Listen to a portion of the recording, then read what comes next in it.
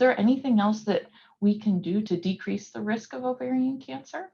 I think this is a really good question. I mean, the first thing that we know about in general for cancer risk is sort of things that we hear about for, general health as well as other cancers. So, really, an emphasis on a healthy diet and regular physical activity is definitely sort of a baseline that we can all sort of try to strive for, which is easier on some days than others.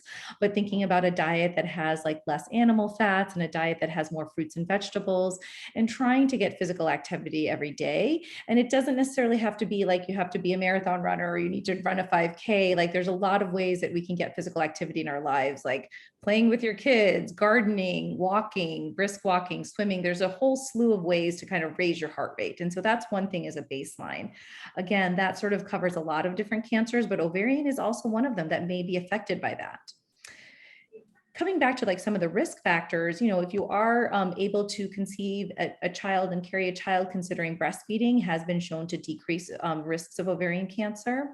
The other thing that's really important is that we know that actually birth control pills can also decrease the risk of ovarian cancer, both for women who have a family or hereditary condition that may predispose them, but also for women who do not have that hereditary condition. So a lot of knowledge is coming out about where ovarian cancer cells start. And so thinking about birth control pills, also potentially having sort of, if somebody is done having children, having either their tubes removed or their tubes tied has been shown to be effective. And so there's a lot of details that you can talk to your doctor about.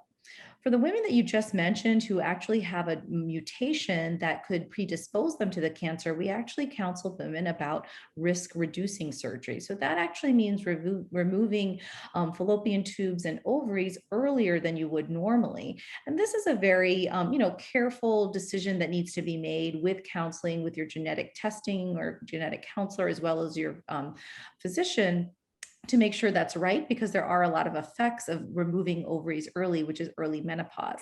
This is always a balancing act, but these are some of the ways that we think about in terms of risk reduction. Part of what you mentioned too, when we have a patient who has ovarian cancer, we really do, and is found to have one of these mutations, we do want their family members, both men and women, to get potentially tested so that they can reduce their future risks as well. So that's kind of a layering out phenomenon as well.